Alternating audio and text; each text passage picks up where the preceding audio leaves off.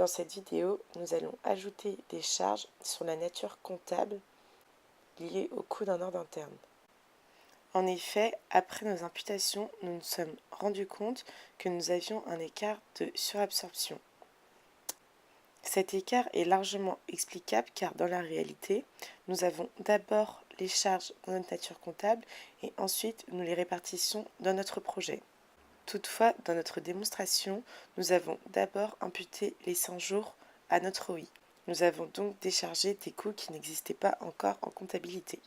Pour remédier à cela, nous allons tout simplement ajouter des coûts de salaire habituels.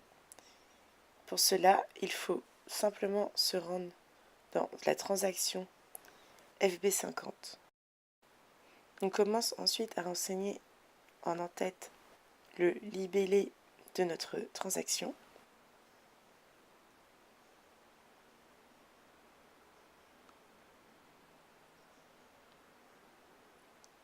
On va ensuite indiquer les comptes généraux concernés par la masse salariale.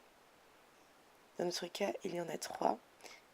Il s'agit du 641 pour les salaires, du 645 pour les cotisations et du 467 pour la contrepartie. On retrouvera au débit le salaire et les cotisations et au crédit la contrepartie du 467 qui est notre compte tiers. Il faut pour chaque élément indiquer le montant des charges que nous avons eues. Le montant total correspond aux 100 jours qui ont été imputés.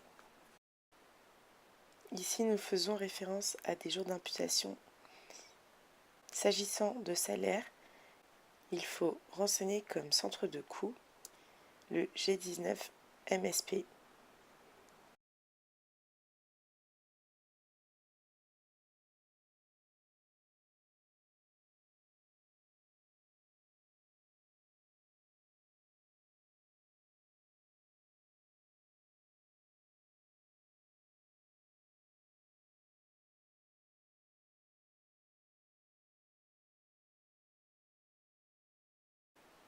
Une fois que les 2 lignes de débit et la contrepartie sont valides, il nous suffit d'enregistrer notre transaction.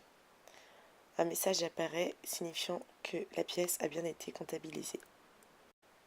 On peut ensuite se rendre dans notre PNL pour vérifier que nous n'avons pas d'écart de sur- ou de sous-absorption.